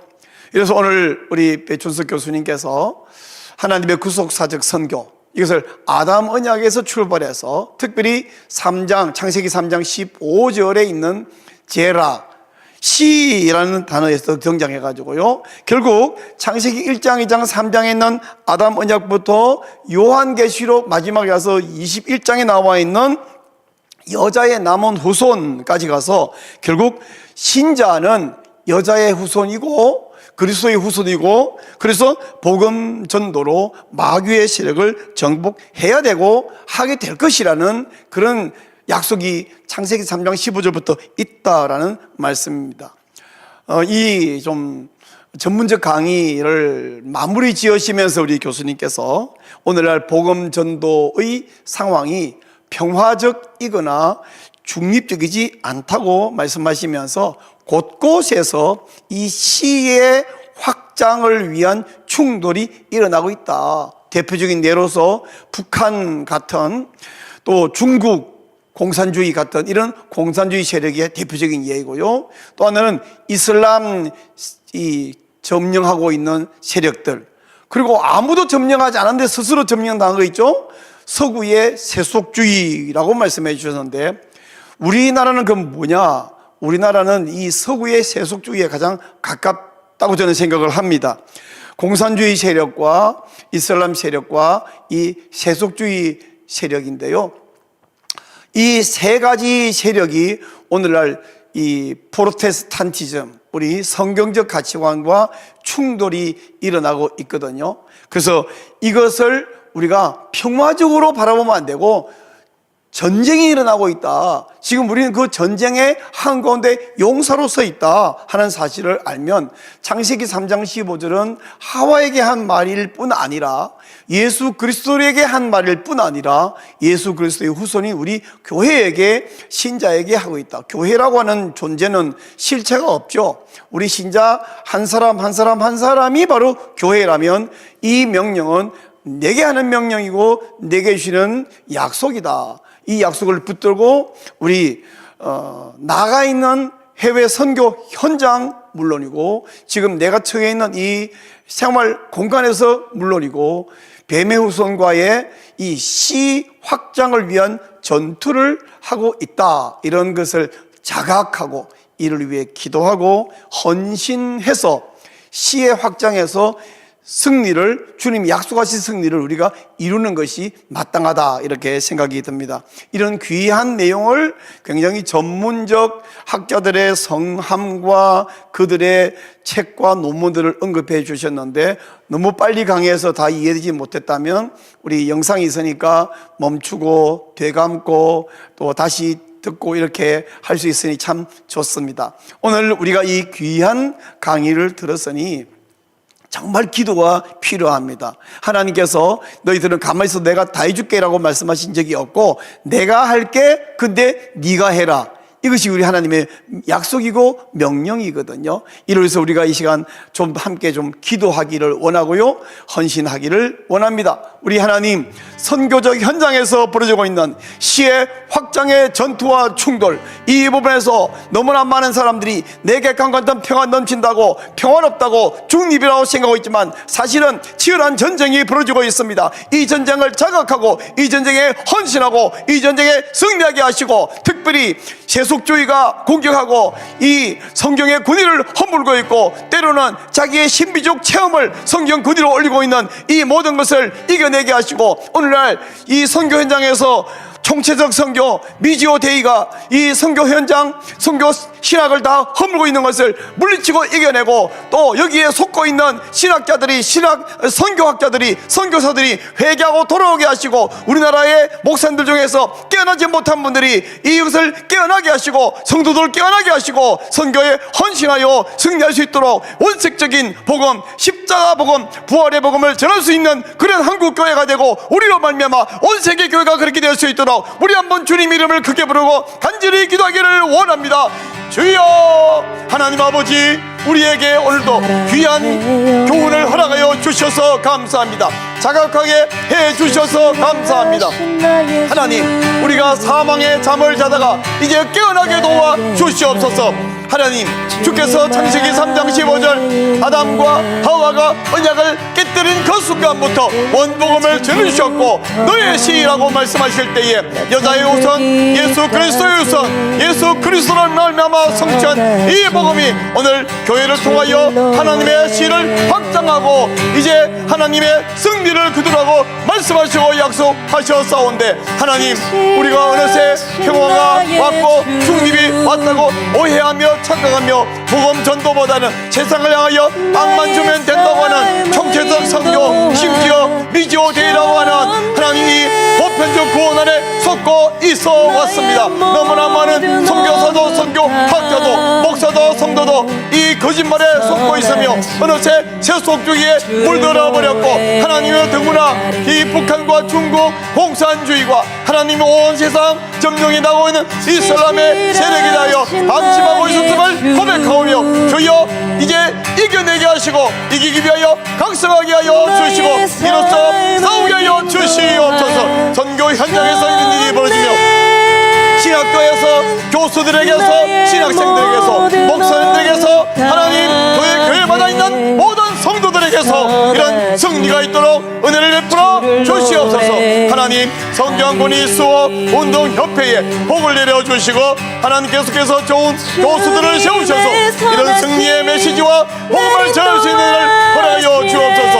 하나님, 이 복음이 땅끝이 전파되기 위하여 오늘 이 복된 강의가 더 많은 성도에게 들려지고 전해지고 그래서 깨어날 수 있게 하여 주시고 한국교회가 살아남으로 말미암아 온 세계 교회가 깨어나고 살아날 수 있도록 주여 우리를 사용하여 주시옵소서. 하나님이여 영광 받으시옵소서.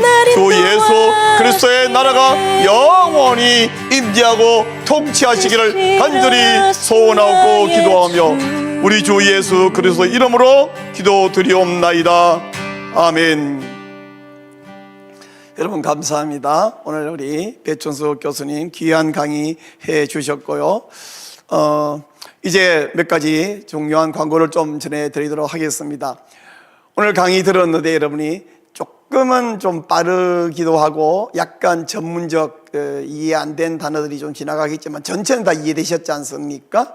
이 내용이 한 사람 더 이 강의를 듣고 깨닫고 깨어나는 것이 정말 중요합니다. 그래서 이 성수예배가 강의, 오늘 강의뿐만 아니고 오늘 벌써 59회 강의거든요. 이 강의를 58회 강의네요. 계속해서 다른 분에게 공유해 주기를 원하는데, 공유하는 방법은 가장 쉬운 방법은 지금 여러분이 듣고 있는 유튜브 강의 그대로 링크를 잡아서 단톡방에 친구에게 전해주는 방법이고요. 좀 더 구체적인 좋은 방법은 여러분이 운영하고 있는 이 유튜브 채널 갖고 계시지요. 거기에 이 영상을 올려주시는 공유 방법입니다. 지금 화면에 나가 있는 저 전화번호로 문자 메시지 주십시오. 성수협 채널을 공유하고 싶습니다 하면 바로 공유하는 분들이 많이 모여있는 단톡방이 있습니다. 거기에 이 영상을 공유해드리면 받아서 올려주시면 되거든요. 지금 공유하고 싶습니다 문자만 주시면 되겠습니다. 그렇게 해주시기를 부탁드립니다. 네, 다음 강의의 광고는요, 우리 오늘 월요일 오후 3시마다 이 자리에서 성수협 정기 강론이 계속되고 있고요. 또 이어서 6시 30분에는 우리 조영길 장로님, 성수협 운영 행정 담당 운영위원이시고 대표이신데 굉장히 좋은 강의를, 특별히 성경에 순종하는 성경 읽기, 복음 전도자로 세우는 성경 읽기에 대해서 강의를 해주고 있는데, 오늘 26번째 강의를 오늘 저녁에도 하게 되겠습니다. 현장에 오시면 굉장히 좋고요. 거리상으로 오기 어려우면 영상으로 동참해 주시면 되겠습니다. 오늘 예수님을 머리로 우리 창세기 읽기를 할 텐데 영상에서 함께 도움받고 은혜 받으시기를 부탁드립니다. 권해드립니다. 네, 또 다른 광고 드리겠습니다. 우리가 월요일에 오후 3시에 이 강의를 함께 듣고 또 6시 30분에 성수는 강의를 듣고, 우리가요 읽은 것이 내 것이 아니고 들은 것이 내 것이 아니라 내가 글로 쓴 것이 내 것이고 내 입으로 말한 것이 내 것이 되거든요. 우리 목요일 오후 5시에 우리 이 자리에 모여서요, 지금 화면에 주소 나가고 있죠. 여기서 모여서 함께 토론도 하고 우리 나눔을 가지고 있습니다. 우리 전도 소그룹 모임에 여러분이 시간에서 5시에 못 오셔도 괜찮습니다. 6시에 오셔도 괜찮습니다. 6시 반쯤까지 오셔도 괜찮습니다. 형편 되시는 대로 동참해 주시고 또 함께 얼굴 보고 교제해 주시고 굉장히 유익한 시간을 보내고 있습니다. 또 여기 장소를 잘 모르시면 여기 있는 전화번호로 문자 주시면 더 자세한 안내를 해드리도록 하겠습니다. 네, 목요일 저녁에 우리가 그 모임을 마치고 8시부터는 우리 청계산의 한 자락에서 모여서 산기도를 하고 있습니다. 우리 예수님의 기도를 배워서 하나님의 언약을 기억하는 하은산 기도회를 하고 있는데, 개인 기도하고 또 마지막에는 모여서 우리 공동의 기도 제목을 가지고 합심해서 기도하는 이 중요한 좋은 시간 갖고 있는데, 여러분 언제 은혜가 되냐면요, 일기가 안 좋을 때 산기도하면 더 은혜가 됩니다. 네, 막 추울 때, 굉장히 추울 때 이럴 때도 목이 물 때 이럴 때 와서 기도하면 더 은혜가 됩니다. 이번 주 목요일에도 산기도가 있는데 여러분 산기도 역시 동참해 주시고요. 혹이 승용차가 없어서 전철역으로 오실 분에게는 우리가 그분을 픽업해 드리도록 할 테니까 차량 지원이 필요하시면 또 연락 주시면 도움을 드리도록 하겠습니다. 네. 우리 지난주에 와서 강의하시던 유병현 목사님이 다음 주에 한 번 더 강의해 주실 것입니다. 지난주 이어서 다음 주에 강의해 주실 59회 강좌는요, 성경의 근위에 순복하는 삶이라는 제목으로 강의해 주실 텐데, 지난주 강의가 주왔고 은혜가 되었으니까 역시 다음 주 강의도 기대가 되지요. 다음 주 월요일 오후 3시입니다. 기대하시고 기다렸다가 동참해 주시고, 혹 시간이 안 맞으면 이후라도 우리 성수협 채널에 들어오셔서 이 강의를 통해서 여러분이 유익하게 되시기를 부탁합니다. 네, 오늘 우리 배춘수 교수님께서 귀한 강의를 해 주셨는데요. 오늘 이 강의를 더 많이 공유해 주시고 또 여러분이 함께 유익하게 되기를 간절히 바랍니다. 여러분, 오늘도 함께 해주시고 시간 내주신 여러분 모두에게 감사드립니다. 여러분 오늘 오후 6시 30분에 뵙고요. 또 다음 주 월요일 오후 3시에 뵙도록 하겠습니다. 여러분 감사합니다.